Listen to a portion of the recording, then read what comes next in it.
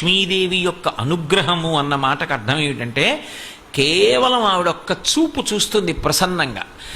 ఆవిడ చూపు ఎక్కడ పడుతుందో అక్కడ పడిన ఉత్తర క్షణంలో ఇక అలా ఇలా ఉండదు, ఇక ఐశ్వర్యం. అది ఉత్సాహం కానివ్వండి, సంతోషం కానివ్వండి, పూనిక కానివ్వండి, అక్కడ ఉండేటటువంటి సంపద కానివ్వండి, అవన్నీ కూడా అంత పుష్కళత్వాన్ని పొందుతాయి, అంత సంతోషంగా ఉంటుంది.